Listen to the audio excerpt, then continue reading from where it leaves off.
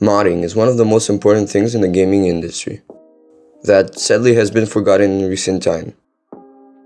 As time progresses, less and less games have modding tools available for the player.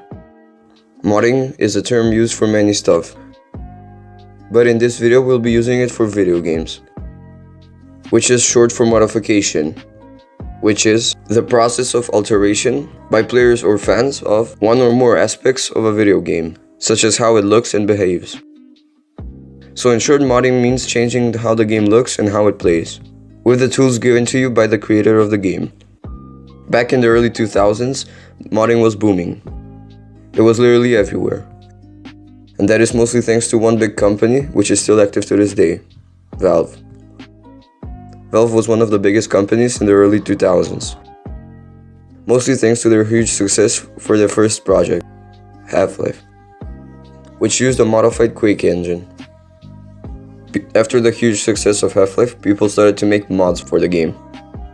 One of the most popular mods was Counter-Strike. Counter-Strike was made by two people, and it was a mod for Half-Life. But after the huge success of the mod, Valve bought it and published it as their own game. The rest is history. The same thing can be said about other popular games created by Valve, like for example Team Fortress, one of the best class-based shooters of our generation, which was also a mod for Half-Life. Also one of the most popular MOBAs ever, Dota. Dota was a mod for Warcraft 3, the game created by Blizzard, but Valve bought the Dota IP. So as you can see, I mentioned 3 games that are still very popular, and probably one of the most popular games of this generation. And as you can see, all of them were mods. But apart from multiplayer mods, there are also single-player mods. Now this is where the fun starts. For the single-player mods, Valve are still mentioned here, all thanks to Half-Life. Half-Life has a lot of single-player mods. Like for example, one of the most popular Half-Life mods is Cry of Fear, which is a horror game. There is also Gmod. Well, Gmod is a game which gives you tools similar to a mod creator, so you can make awesome maps and stories. You can also make movies, which is very cool. Also, a company that has a lot of games with mods is Bethesda. Bethesda has mainly 2 games that are modded: Fallout 4 and Skyrim. Let's talk about Skyrim for now. People make Skyrim mods so that they can get memes out of it. Like for example, Thomas the Train can be a dragon in the game. Yep, this is real. You can pretty much do everything with the NPCs and everything else in the game. But also the modders can make mods to polish the game and make it even better than it previously was. They can also make awesome stories with the game. People make standalone campaigns for this game, which is very cool. You can put hundreds of mods and make the game feel and look way different. But there is also a downside to Bethesda. The bad thing about Bethesda, apart from the recent allegations, is that they are turning mods into paid things, like DLCs for example. Now, the problem with this is that ever since mods were created, they were always free.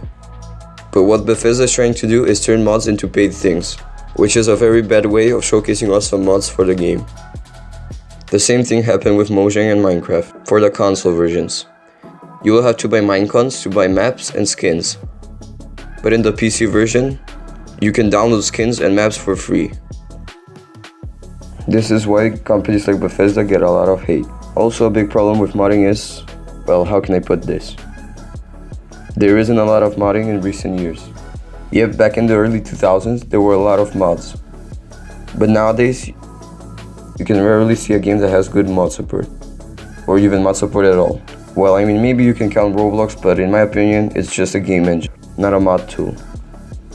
One good example for modding, which still hasn't released, is the upcoming tactical shooter, Operation Harsh Drop, created by the fellow content creator Blue Drake. Blue Drake understands the importance of modding in the gaming community, so he's trying to make his own game, and he's trying to make great mod support. So I suggest you guys check him out, and tell him to continue working on great games. So yeah, that's pretty much everything that I wanted to say about modding, and why it's so important for the gaming community. If you agree with my opinion, feel free to share it with your friends and other people. So maybe in the future some game developers can see this video and make an awesome modding tool for their game. Thanks for watching today's video. I know this is different from me, but if you enjoyed it, you can support me by subscribing and liking the video. Alright then, I will see you guys in the next video. Bye.